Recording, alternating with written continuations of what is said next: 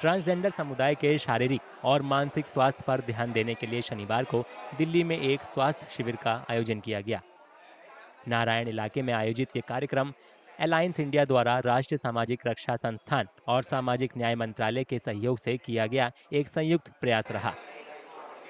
Since 2000, 13-14, NIST has been organizing many number of training programs for the stakeholders who are working in the field of transgender, and also it is organizing the skill development training program for the transgender people.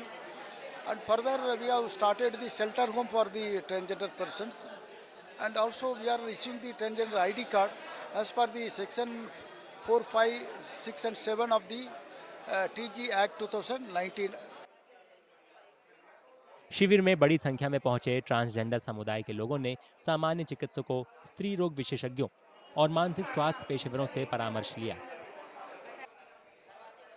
लोगों ने इस पहल के लिए आभार जताया और ये बताया कि किस तरह इसने उन्हें बेहतर माहौल के साथ स्वास्थ्य सेवाएं हासिल करने में मदद की। ट्रांस वुमेंस को ना जल्दी अगर कोई नॉर्मल हॉस्पिटल्स में भी जाएंगे तो वो एक इज्जत या रिस्पेक्ट नहीं मिल पाती है। 100 लाइनें और वो कंफ्यूज हो जाती है कि किस लाइन में मैं लगूं, मैन की लाइन में लगूं, वुमेन की लाइन में लगूं, तो वो ना अधिकतर मना करके ही निकल जाती है वहाँ से चीज़ें। बट इस हेल्थ कैंप से ना हमें बहुत सारी चीज़ों को खुल के मौका मिल रहा है कि अपने चेकअप हम आराम से करा सकते हैं। पहली चीज़ हमारी सारी कम्युनिटी के लोग हैं और कोई टेंशन वाली बात है नहीं, कोई डर भी नहीं किसी चीज़ का, तो आराम से सेफली से अपना सब कुछ चेकअप करा सकते हैं। यहाँ पर जैसे कि अलायंस इंडिया की तरफ से डॉक्टर्स हैं, फिजिशियंस बैठे हैं, मेडिसिन के बैठे हैं और मेंटल हेल्थ के लिए डॉक्टर बैठे हैं।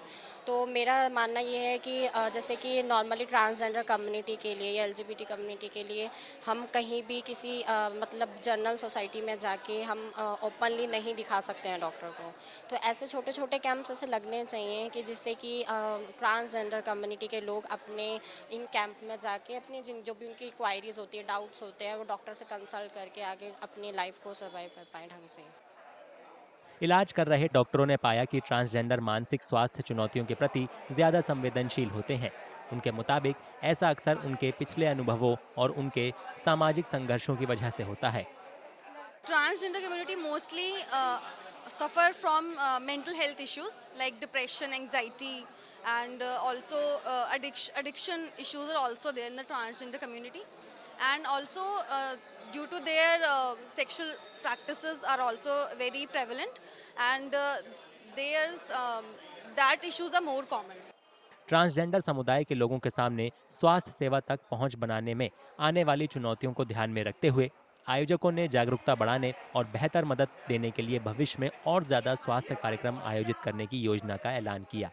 बेसिकली जो बेसिक हेल्थ केयर फैसिलिटीज़ भी होती हैं वो अवेल नहीं कर पाती कम्युनिटी, तो एक ही जगह पे डॉक्टर्स का होना, जैसे कि मेंटल हेल्थ काउंसलिंग के लिए गायनेकोलॉजिस्ट, ट्रांस मैन का विजिबिलिटी बहुत कम रहता है, तो यहाँ पे हमने कोशिश किया कि ट्रांस मैन को भी इंक्लूड किया जाए। इस कैंप के थ्रू हम ये भी कोशिश कर रहे हैं कि सिर्फ हेल्थ की चीज़ों के ही फोकस नहीं करें, जैसे मैंने बोला कि होलिस्टिक डेवलपमेंट पे हम फोकस कर रहे हैं, तो क्या टीजी कार्ड या और जो भी गवर्नमेंट फैसिलिटीज़ हैं उनको भी अवेयरनेस स्प्रेड करें। We are going to conduct a similar kind of program in the near future also. In the next Saturday also we are going to conduct such a health camp to transgender people.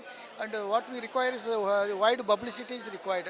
So what happened, we need almost all the transgender people to come and participate in this health camp and take the support of the doctors who are going to be arranged here.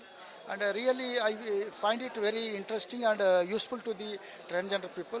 And in the forthcoming year also many more such camps we have plan of organizing.